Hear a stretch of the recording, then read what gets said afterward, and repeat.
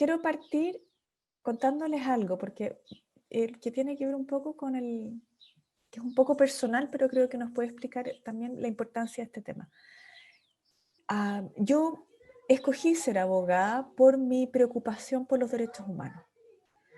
Yo vengo de una familia que lo pasó muy mal durante la dictadura.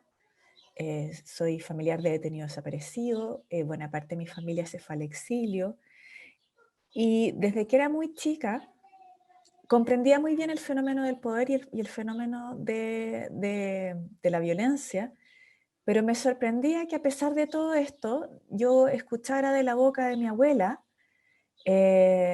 la palabra de los derechos humanos como si fuera en un ejercicio de emancipación y resistencia cada vez que lo decía. Y eso me hizo pensar siempre que había algo más que poder y fuerza, y que ahí donde nosotros veíamos siempre, o principalmente yo desde niña veía que había mucha oscuridad, también había luz y habían alternativas. Y con esa convicción y con esa, a ratos un poco inocencia, entré a estudiar Derecho, porque después cuando uno se convierte en abogado también se convierte en un ser un poco cínico, porque entiende que el potencial transformador de los derechos colisiona con esto que es un viejo conocido, que es el poder, que es la violencia, que es la lógica irracional, ¿no? Pero sigue siendo un instrumento de cambio fundamental.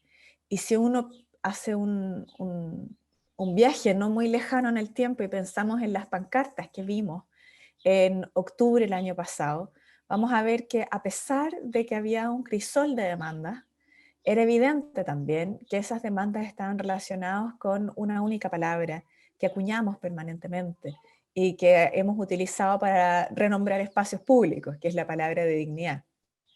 Y que esa palabra conecta con un sinfín de derechos y de reclamaciones, como el tener una vida digna de ser vivida, el tener la posibilidad de contar con las herramientas para desarrollarte en igualdad, el contar con la libertad necesaria para ser tú mismo, para expresar tu identidad de género, para expresar tu condición de afrodescendiente, de pueblo mapuche, para vivir sin violencia si eres mujer, y un eterno etcétera, que también se relaciona con demandas de justicia social. Entonces, en este momento tan único que vivimos, y digo único porque esta es primera vez en nuestra historia que vamos a dotarnos de un nuevo texto constitucional de forma democrática y sin la intervención de militares. Es muy importante que tengamos claro de qué estamos hablando cuando hablamos de derechos fundamentales, a qué podemos esperar y cuál es el espacio que va a encontrar en una constitución. Entonces, ¿qué son los derechos fundamentales? ¿No? ¿Qué son los derechos humanos de alguna manera? Y yo les traje un video. Yo espero que se animen a verlo. No sé si va a sonar, pero si no tendríamos que buscar el link, porque esto de Zoom es complejo. Pero si yo les tuviera que hacer antes de que veamos el video, me gustaría que interactuáramos un poco. Si ustedes recibieran la pregunta, ¿qué son los derechos humanos? ¿Qué les evoca eso? ¿Qué piensan en aquello? No es una pregunta que tenga una respuesta de abogado necesariamente. A ver, tengo una palabra arriba. Mi amigo el chat, ¿por qué no se abre? Perdón, lo abro al tiro. Chatear, a ver, ábrete. ¿No ves? Dice, Ricardo, bueno, sí, gracias, ¿me dice, puede ayudar? Ana María escribe, buenos días compañera, estaré sin cámara hoy, gracias. Bueno, ya, ok. ¿Quién se anima? Porque si no, yo soy amiga de la dedocracia. Eso significa que voy a decirle como, usted, ¿qué opina? ¿Qué piensa? A ver, Virginia, te tengo a ti primera en la cámara. Si alguien te preguntara qué son los derechos humanos, ¿tú qué pensarías? ¿Qué responderías? No te escucho, eso sí.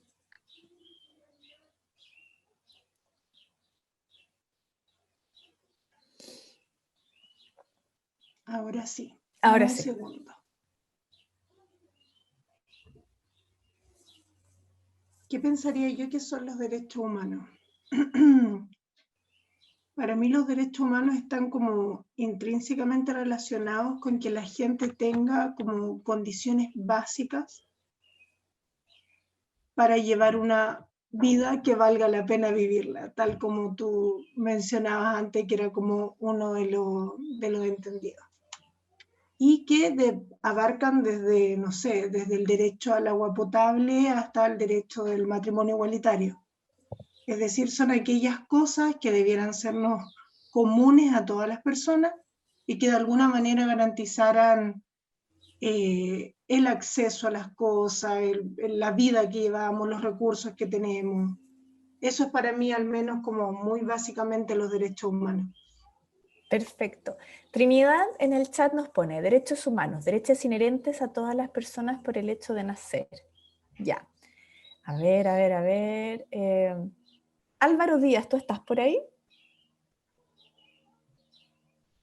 No sé, yo les dije, la democracia es lo mío. ¿No? Hola. Hola. Buen día. Buenos días.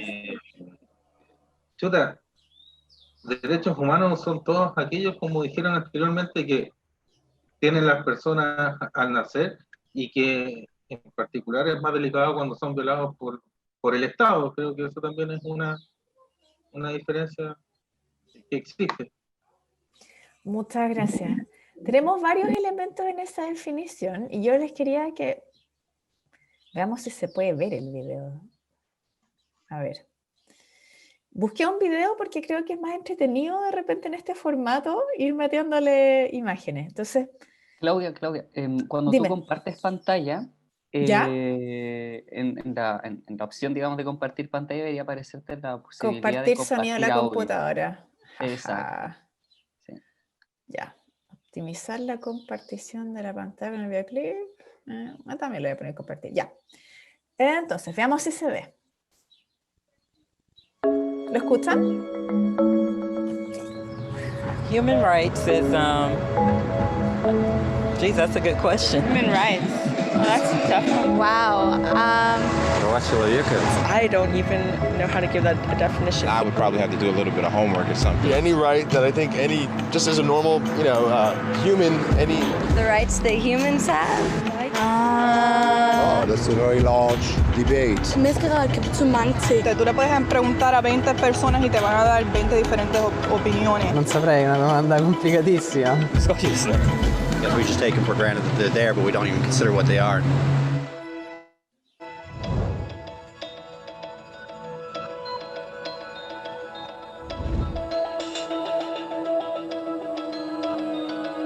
Los derechos humanos son los derechos que tienes simplemente por ser humano.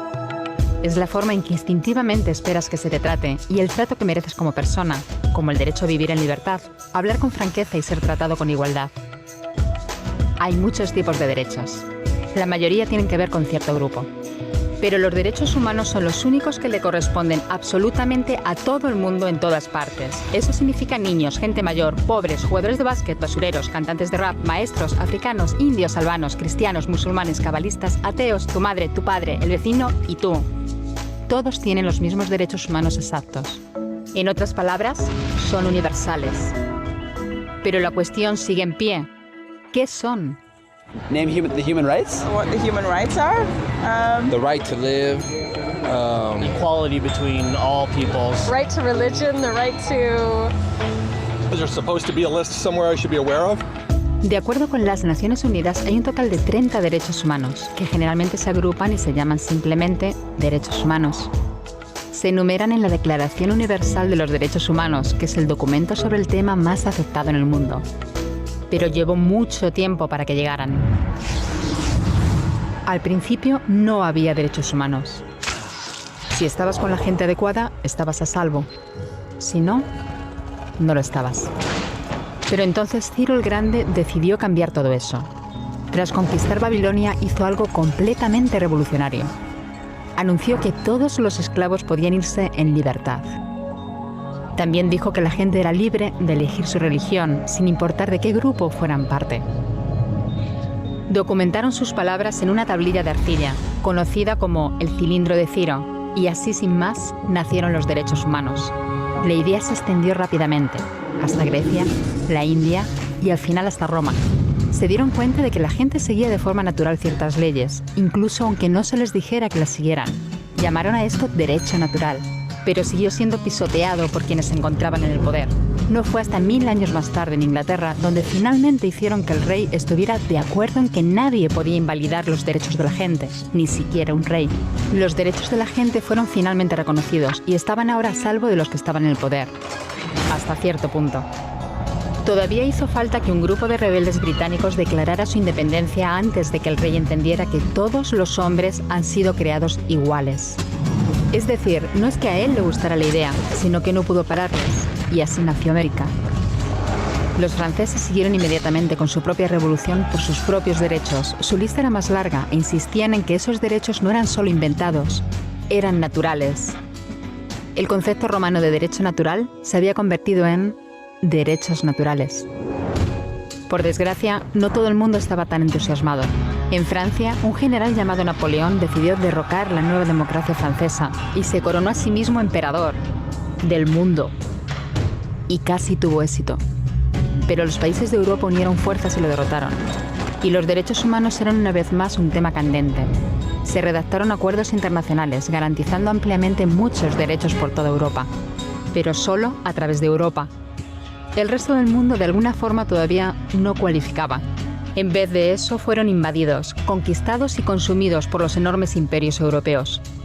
Pero entonces un joven abogado de la India decidió que ya había sido bastante.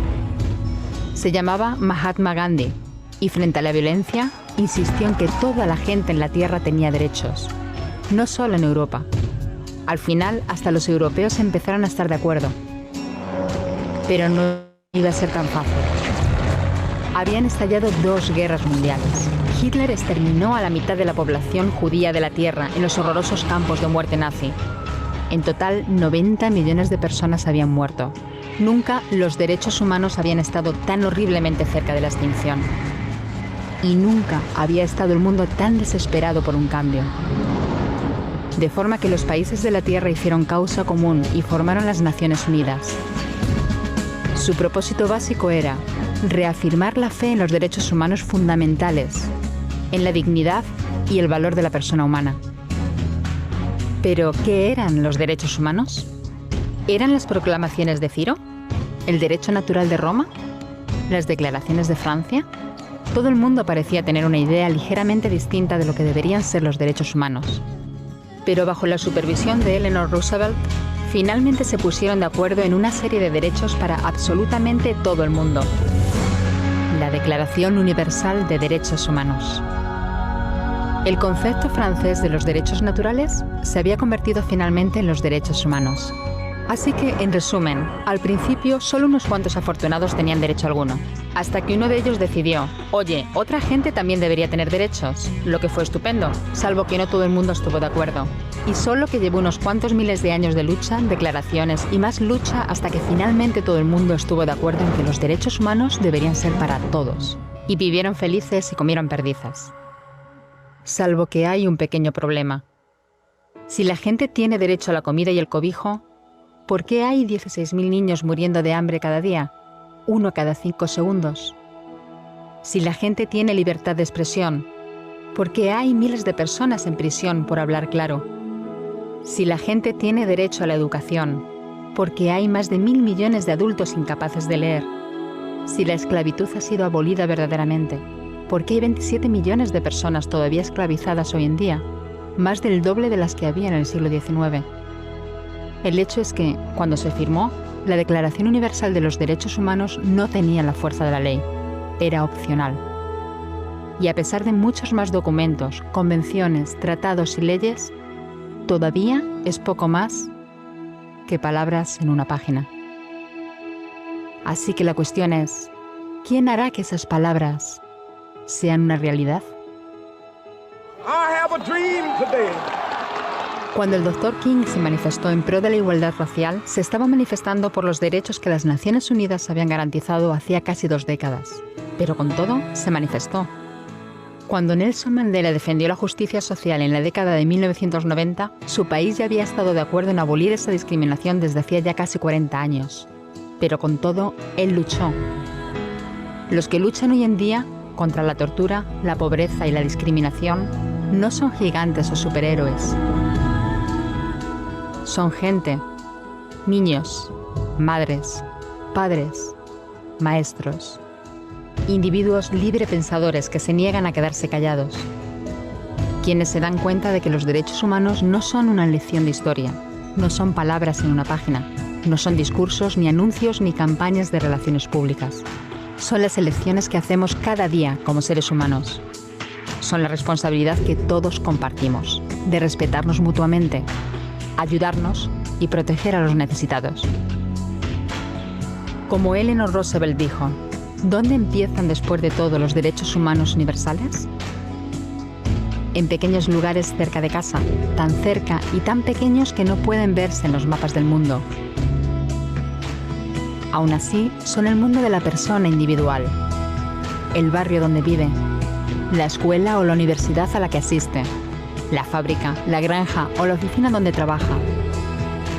Esos son los lugares donde cada hombre, mujer y niño buscan justicia igualitaria, igualdad de oportunidades, dignidad igualitaria sin discriminación.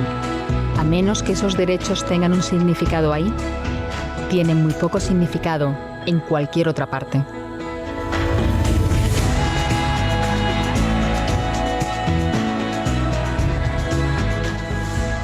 Bueno, el video tiene, o sea, no es perfecto ni nada, pero encontré que nos permitía en muy poquito rato como ir empapándonos un poco de esta forma de comprender los derechos humanos, de cómo los vamos a ir viendo. Porque hay más de una forma de entender el fenómeno.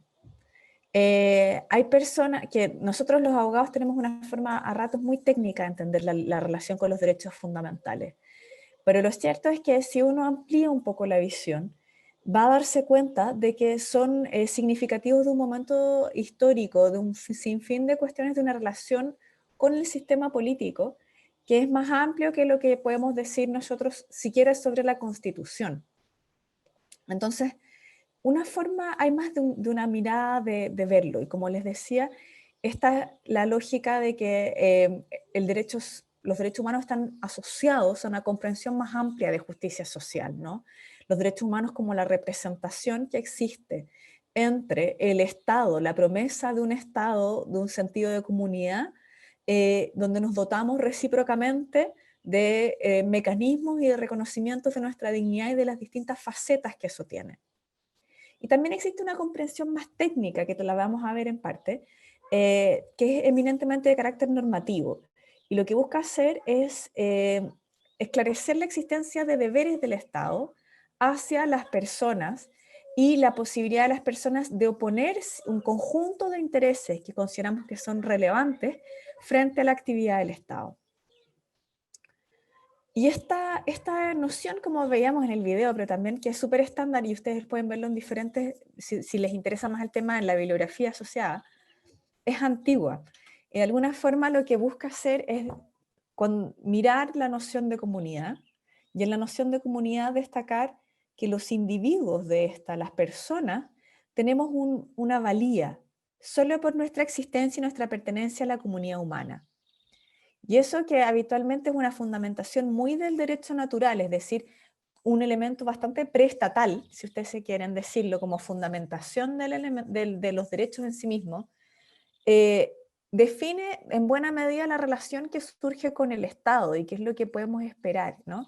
Nosotros tenemos un Estado moderno o un Estado del siglo XXI que ha ido mutando. La lógica o la forma en la que las comunidades establecían sus relaciones con el poder y entre ellos es muy distinto en el medioevo a lo que tenemos ahora, ¿no?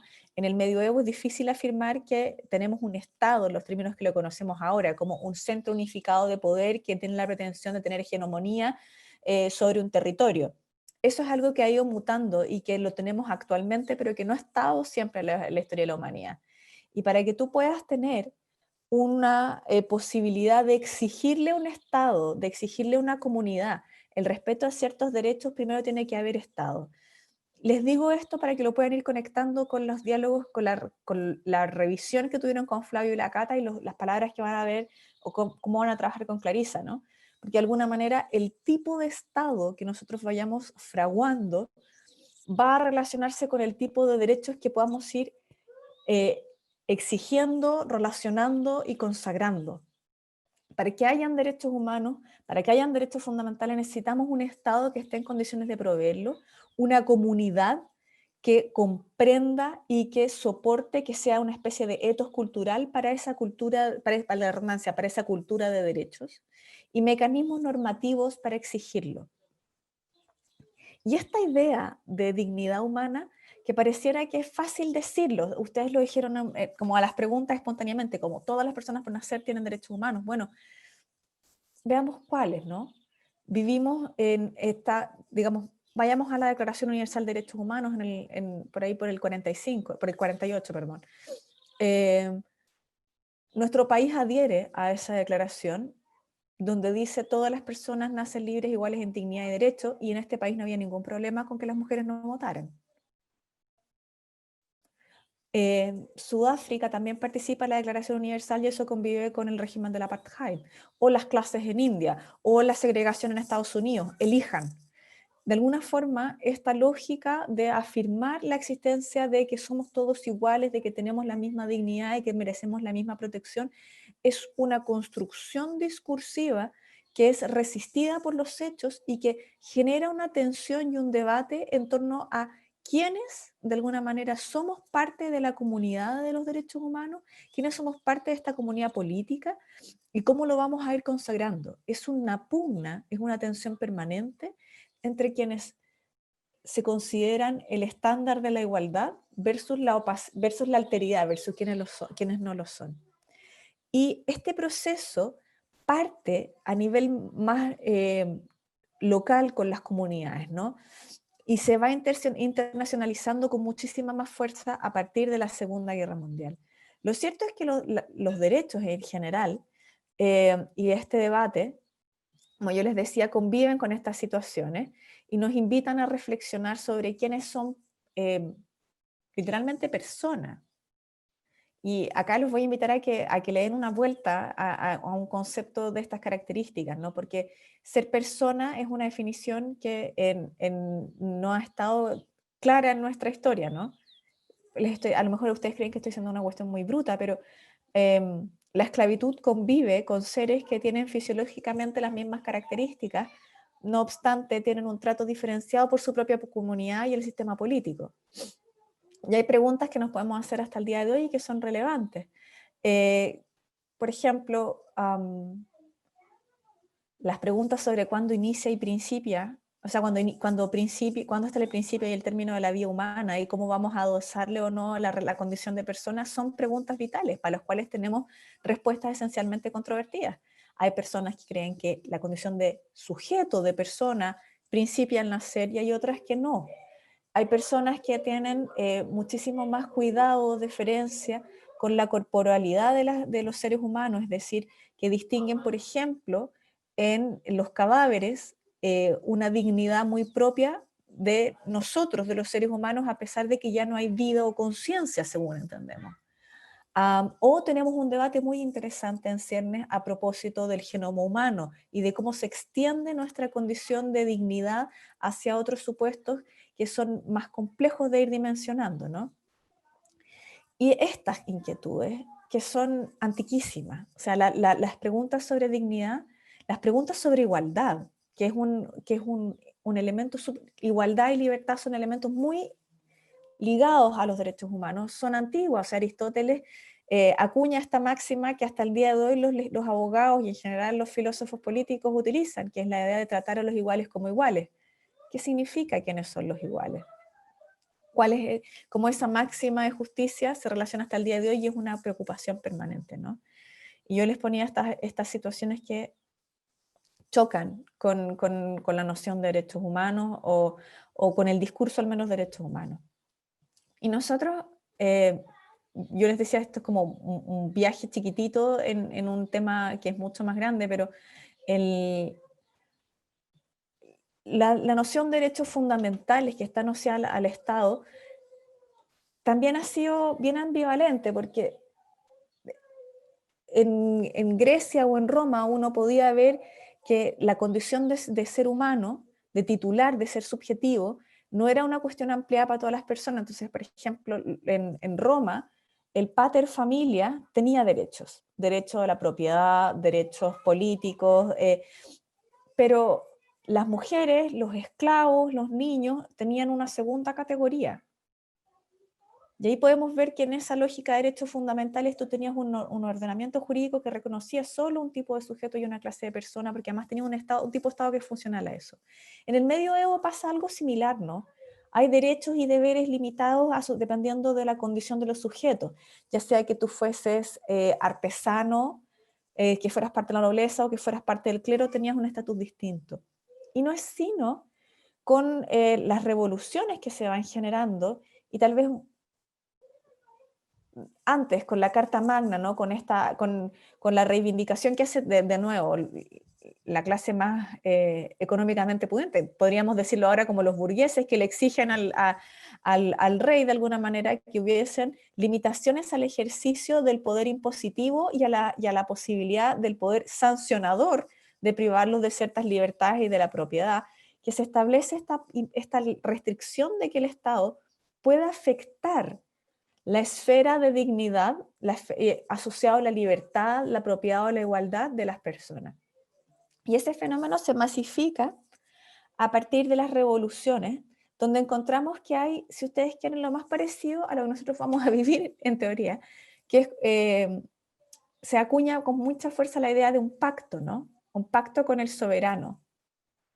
Entonces, en la imagen que tiene, por ejemplo, Locke, este pacto con el soberano es un pacto condicionado, que el soberano respete ciertas cosas, como la propiedad, la libertad o la vida. Y eso se plasma en este dispositivo que se hace súper popular, que son las constituciones. Las constituciones lo que hacen es organizar el poder, indicar cuáles son sus límites, su forma de reproducción, y cuáles son los derechos que las personas van a tener respecto de este Estado, que es este poder coercitivo al que yo le reconozco la posibilidad de que coactivamente ejerza su hegemonía y que establezca un conjunto de reglas. Pero si ustedes quieren la moneda de cambio, al menos en el principio del constitucionalismo, es esta idea del respeto de los derechos fundamentales, que eran principalmente, y por supuesto, comprendiendo el Estado de aquella época, el respeto de libertades básicas, como la libertad ambulatoria, el derecho a la vida, la prohibición de ser privado, de que se restrinja mi libertad sin que exista un debido proceso por un juez imparcial. Es decir, el soberano no era quien podía decidir a través de su policía secreta si podía tomarme detenido o no, sino que había que tener un poder judicial que garantizara eso. La libertad de expresión, el derecho a la vida. Y esos son los albores del constitucionalismo, ¿no?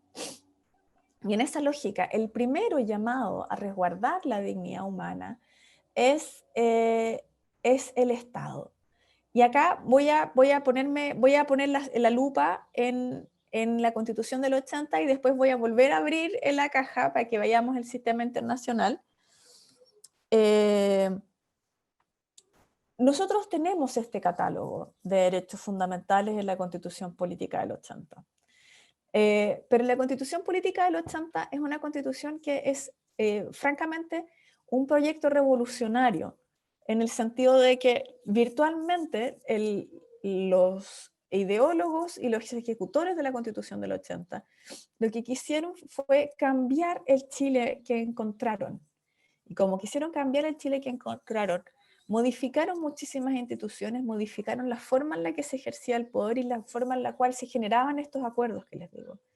Entonces, si ustedes miran el catálogo de la Constitución Política del 80, van a encontrar que es un catálogo que está principalmente anclado en derechos civiles y políticos. Esto es, ya les voy a explicar qué significa más en detalle, pero en derechos muy clásicos asociados a la libertad, principalmente la libertad, la protección de la vida o el debido proceso, pero de una forma bastante restringida, porque los ideólogos de la Constitución del 80 representaban un Estado muy mínimo, un Estado en el cual el Estado no tuviese roles fundamentales en la economía y tuviese, si ustedes quieren, el rol de un árbitro entre las relaciones entre los particulares, pero no un Estado que proveyese de muchos bienes. Y eso se trasunta de muy buena manera, incluso cuando uno revisa las actas de la Comisión de Estudios de la Nueva Constitución, donde Jaime Guzmán indica que él no cree en los derechos sociales porque además él piensa que es imposible que el Estado lo pueda asegurar y por tanto no hay que tener muchos derechos sociales. Y la forma en la cual se reconocen algunos derechos sociales en la Constitución Política del 80 es una forma en la cual lo que se hace es generar un verdadero mercado de provisión de prestaciones sociales. Entonces, por ejemplo, el derecho a la previsión, a la seguridad social, es un derecho en el cual el Estado se limita a decir, bueno, ¿sabe qué? Van a haber prestaciones y las puede entregar, el Estado la puede entregar particulares, ¿no? Pero no existe realmente un compromiso con esta noción de derechos fundamentales, de derechos sociales, donde el Estado juega un rol determinante en la provisión de esto. Y para que ustedes puedan ver a lo que me refiero, yo les traje el derecho a la seguridad social que está consagrado en la Constitución del 25, o sea, ni siquiera es como una tratado internacional u otra constitución, y el derecho a la seguridad social consagrado en el 1980. Entonces, yo les voy a proponer,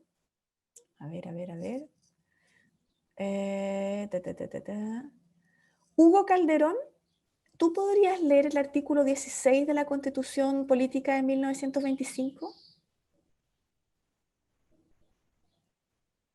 Solo si puedes. ¿Leerlo? Hola, buenos días. Hola. Sí, sí, por supuesto. Aquí Muchas voy. gracias. Ya. El derecho a la seguridad social. El derecho a la seguridad social. El Estado adoptará todas las medidas que tiendan a la satisfacción de los derechos sociales, económicos y culturales necesarios para el libre desenvolvimiento de la personalidad y de la dignidad humanas, para la protección integral de la colectividad y para propender a una equitativa redistribución de la renta nacional. La ley deberá cubrir especialmente los riesgos de pérdida, suspensión o disminución involuntaria de la capacidad del trabajo individual, muerte del jefe de familia o de cesantía involuntaria, así como el derecho a la atención médica, preventiva, curativa y de rehabilitación en caso de accidente, enfermedad o maternidad, y el derecho a prestaciones familiares a los jefes de hogares. El Estado mantendrá un seguro social de accidentes para asegurar el riesgo profesional de los trabajadores. Es deber del Estado velar por la salud pública y el bienestar higiénico del país. Deberá destinarse cada año una cantidad de dinero suficiente para mantener un servicio nacional de salud y, bueno, saltamos, ¿no es cierto?, a... Sí, ahí está súper. Ok, no ¿sigo? te preocupes. Sí, Okay. porfa, lee la del 80. Va. El derecho a la seguridad social. Las leyes que regulen, el ejercicio de este derecho serán de quórum calificado. La acción del Estado estará dirigida a garantizar el acceso de todos los habitantes al goce de prestaciones básicas uniformes, sea que se otorguen a través de instituciones públicas o privadas. La ley podrá establecer cotizaciones obligatorias. El Estado supervigilará el adecuado ejercicio del derecho a la seguridad social.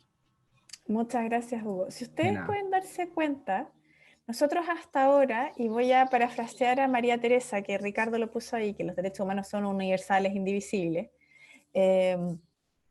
uno bien podría hacerse la pregunta, bueno, ¿cambió la dignidad humana de las chilenos y los chilenos entre 1925 y 1980? ¿Qué es lo que pasa ahí, no? Lo más probable es que ustedes puedan constatar que no ha mutado la dignidad humana. Lo que ha mutado es la noción o el concepto que existe en quién ejerce el poder y en quién frasea o no el pacto social y los catálogos de derechos fundamentales respecto de cuál es el haz de protección y relevancia de la dignidad humana que tenemos, cómo se va a satisfacer, qué relación va a existir con el Estado y qué mecanismos de protección le voy a dar. Y acá voy a adelantarme un poco.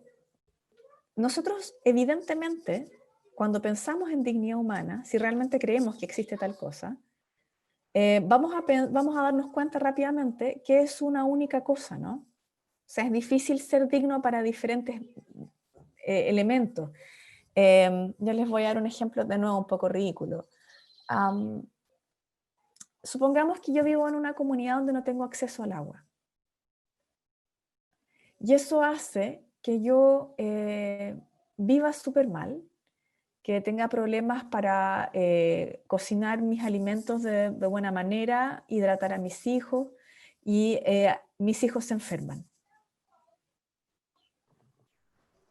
Y después yo voy a un tribunal y le digo al tribunal, mire, yo tengo un problema, y el tribunal me va a tener que decir, bueno, ya, pero es que el derecho al agua no está garantizado en la Constitución. Entonces yo le voy a decir, ya, pero es que mire, esto está afectando mi calidad de vida.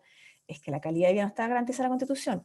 Ya, esto está afectando mi integridad personal. Ya, es que el derecho a la salud no es un derecho subjusticiable. Sí, pero es que esto está afectando mi vida, yo me puedo morir. Ah, es que tal vez nosotros entendemos que la vida es simplemente la limitación de la pérdida arbitraria, como cuando va un carabinero y lo priva de la vida en una ejecución sumaria. ¿Ya? ¿Por qué les pongo este ejemplo? Que puede ser súper tonto, pero que produce una frustración enorme. Y es que cuando nosotros vemos cuál es nuestra dignidad, cómo la vamos a proteger y de qué forma, hay evidentemente un análisis que es político y económico respecto de cómo vamos a diseñar esos derechos que van a determinar qué faceta y en qué grado de esta dignidad que tanto reivindicamos vamos a reconocer.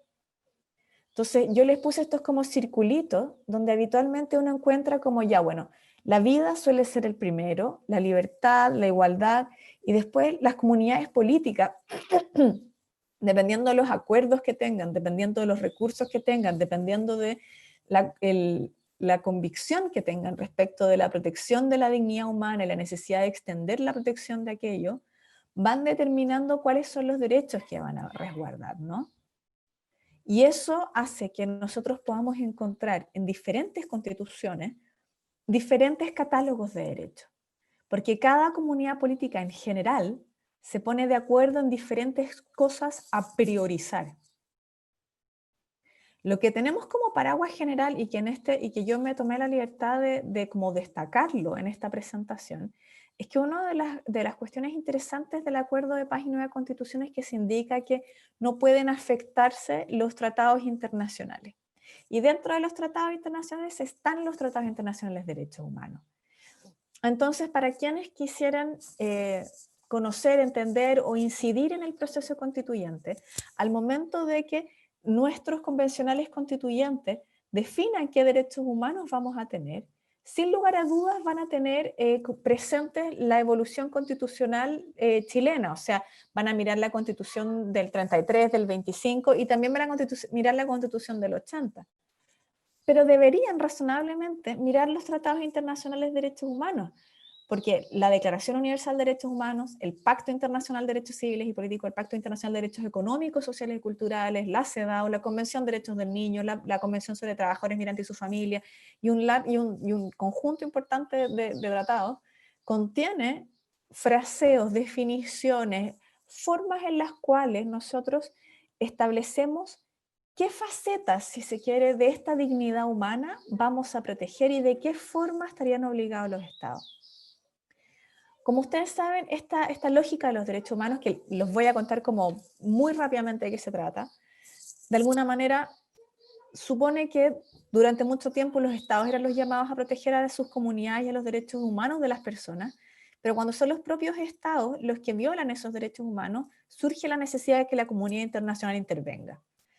Y esto alcanzó, los estados siempre han violado los derechos humanos, ninguno de nosotros acá es tan ingenuo para no saberlo, digamos, no es que en Chile los derechos humanos nacieran en 1900, una preocupación en el 73, ¿no? Si uno piensa en las matanzas obreras va a ver que el Estado sí ha tenido como una agencia maldita respetando a las personas en Chile.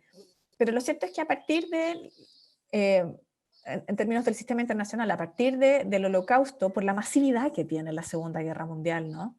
Es súper claro que surge la necesidad de tener un resguardo más allá del Estado. Y lo que se hace es utilizar las herramientas clásicas del derecho internacional público, que es tener tratados internacionales que son multilaterales, en el sentido de que un montón de estados adhieren a un tratado, pero en lugar de tener obligaciones recíprocas entre estados, como suele ser, por ejemplo, con un tratado de libre comercio, así como yo te bajo el arancel tanto y tú también, y si tú no cumples, yo dejo de entregarte esta u otra cosa. Lo cierto es que acá se erige como sujeto internacional a las personas, a los seres humanos, que son los titulares de los derechos, y los estados son los titulares de las obligaciones. Los tratados tienen catálogos de derechos, obligaciones para los estados y mecanismos de control, que pueden ser de diferentes naturaleza. Puedes tener un tribunal, puedes tener una comisión que tenga funciones cuasi jurisdiccionales, puedes tener un órgano bastante político. De ahí ustedes pueden encontrar, por ejemplo, en el sistema regional en Chile, en América Latina, la Corte Interamericana de Derechos Humanos, por ejemplo, o la Comisión Interamericana de Derechos Humanos, que es como una especie de fiscalía previa o algo así, ¿no? Para que se vayan haciendo una idea. Y este es un sistema complejo donde tenemos el derecho internacional de los derechos humanos, el sistema internacional humanitario y el sistema penal internacional. Todo esto es solo para que tengan un poco de contexto. Y cuando yo les hablo de derechos civiles y políticos, en el fondo lo que... Voy a saltarme esta parte de Naciones Unidas porque en realidad creo que me puse muy técnica, pero si quieren les puedo dejar el PowerPoint, da lo mismo. Era solo para que entendieran lo complejo que es el sistema de Naciones Unidas, si tuvieran algún interés en eso. Pero creo que es más interesante que conversemos sobre nueva constitución, de todas maneras, sobre derechos fundamentales que uno podría esperar. Y les voy a decir una obviedad. Los derechos cuestan. Todos los derechos cuestan. Entonces, piensen en cuánto cuesta garantizar el derecho a la propiedad en Chile. ¿Qué creen ustedes que se necesita para garantizar el derecho a la propiedad en nuestro país? En Chile, perdón. Como si ustedes estuvieran en el Ministerio de Hacienda y les dicen, ¿sabe qué? Nosotros queremos responder unas preguntas de Naciones Unidas sobre cuánto cuesta que nosotros resguardemos la propiedad. ¿Qué entra en su flujo? ¿Qué le ponen ahí? Yo pondría, por ejemplo, Carabineros. Porque en el fondo, o sea, la propiedad privada necesita ser resguardada, entonces yo pondría Carabineros. ¿Qué más le pondrían? Los costos el registro de propiedad, todo lo que tiene que ver con el conservador de bienes raíces. El sistema registral, muy bien. Justamente el sistema registral y también parte del sistema judicial, que la protección definitiva de la propiedad también se judicializa. Efectivamente. Y pasa lo mismo como debido proceso. Para tener debido proceso uno necesita tribunales, jueces, estructuras, sistemas. Necesita abogados como yo. Todos los derechos cuestan. La pregunta es cómo los vamos a priorizar. Y acá hay una pregunta que hizo Hugo, ¿no? En un contexto de manifestaciones constantes, como las que han ocurrido semanas anteriores y ayer viernes en la Alameda. ¿De qué forma las demandas sociales pueden ser llevadas a la redacción de una nueva constitución y son los mecanismos jurídicos que se entiende por ello? La respuesta, de alguna manera, Hugo, tiene que ver con esto que yo les, como una metralleta les tiré, ¿no? ¿Cuál es la definición que tenemos de dignidad? ¿Cómo representamos el tipo de comunidad que tenemos? ¿Y cuál es el rol del Estado? Alejándome un poco de los derechos, incluso en el liberalismo en el liberalismo igualitario, Rawls nos habla en su teoría de la justicia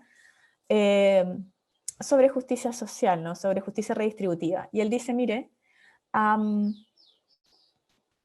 si yo represento la sociedad, si yo entiendo la sociedad como un conjunto de personas que se reúnen para cooperar, los beneficios de la cooperación social tienen que ser distribuidos de una forma justa. ¿De qué forma hacemos esa repartición justa? Para que nosotros tengamos aquello, vamos a necesitar tener primero un arqueo general, si ustedes quieren, de cuánto producimos. Y ahí necesitas Estado, ¿no? Necesitas un Estado que pueda tener un sistema en el cual hay una tributación efectiva, en que todas las personas se inseren cuál es su ingreso y cómo se genera la riqueza. Vamos a necesitar regular los mecanismos de generación de la riqueza si además queremos tener una economía y un planeta sostenible y sustentable. Adicionalmente a eso, vamos a necesitar tener algún grado de convencimiento importantes dentro de nosotros como comunidad respecto a que la redistribución es buena, porque eso no es evidente para todo el mundo.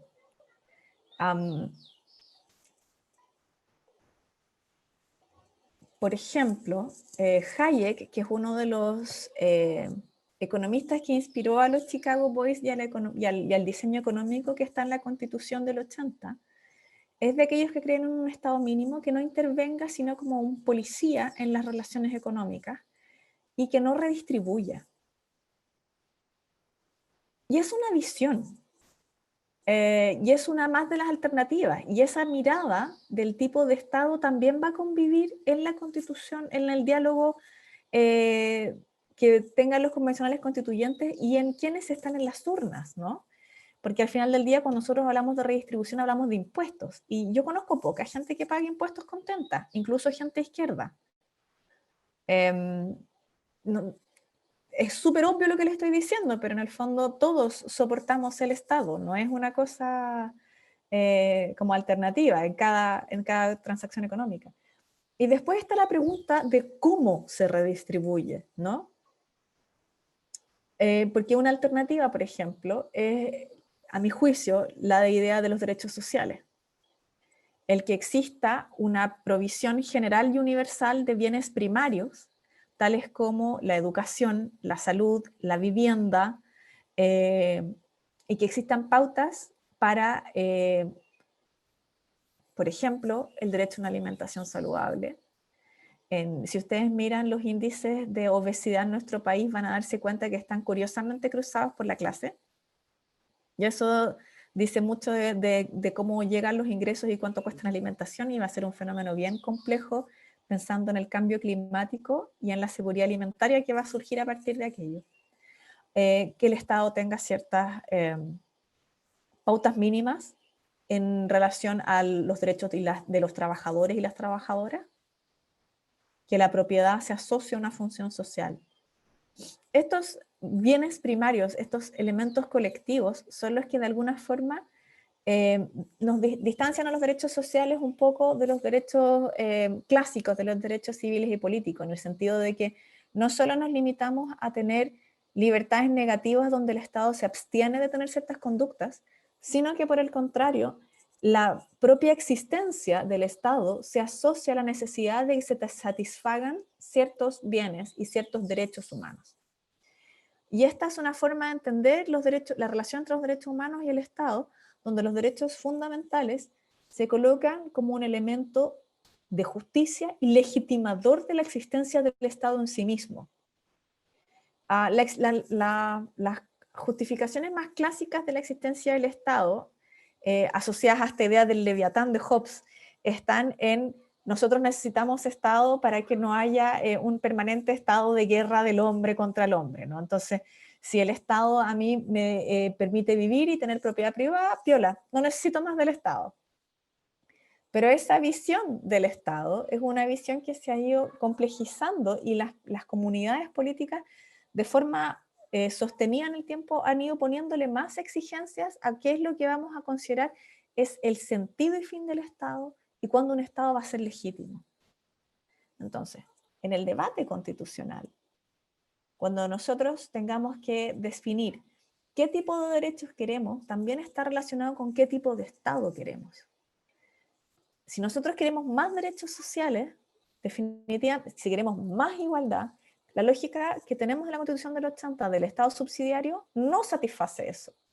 Si por el contrario se vota por los convencionales constituyentes que no queremos un Estado más grande, o no tiene que ser necesariamente un Estado más grande como que estuviéramos creando un gran elefante, sino que un Estado que tenga la musculatura necesaria para poder intervenir en la economía y que pueda proveer de ciertos bienes, bueno, entonces vamos a tener que generar otro tipo de Estado, y vamos a tener que generar otro tipo de estructura política para eso.